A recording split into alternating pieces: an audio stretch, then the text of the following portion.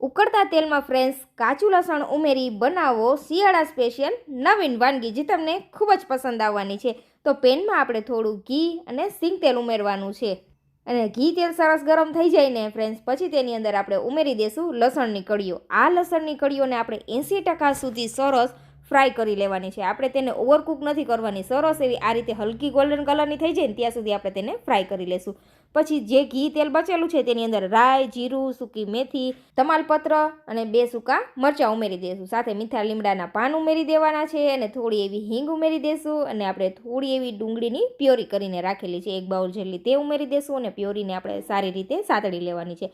પછી 1 બાઉલની અંદર આપણે સ્વાદ અનુસાર લાલ મરચું પાવડર, ધાણા જીરું પાવડર, હળદર પાવડર અને ગરમ મસાલા પાવડર ઉમેરી દઈશું અને મસાલાની અંદર આપણે પાણી ઉમેરીને આની એક સરસ એવી પ્યોરી રેડી કરી લેવાની છે. આ રીતે મસાલાને પાણી સાથે ઉમેરવાથી મસાલા સરસ ફૂલી જાય છે અને તેલની અંદર વળશે નહીં.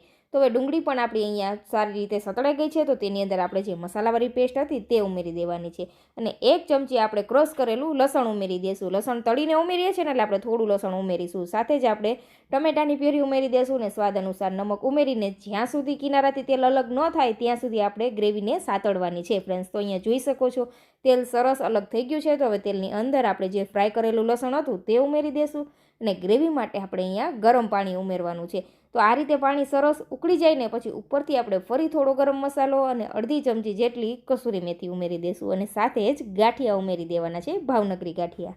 તો તૈયાર છે ફ્રેન્ડ્સ લસણ ગાંઠિયાનું શાક. એકવાર જરૂરથી આ રીતે ગાંઠિયાનું શાક રેડી કરજો ફ્રેન્ડ્સ, તમને ખૂબ જ પસંદ આવશે. બાજરાના રોટલા સાથે તો બહુ જ સરસ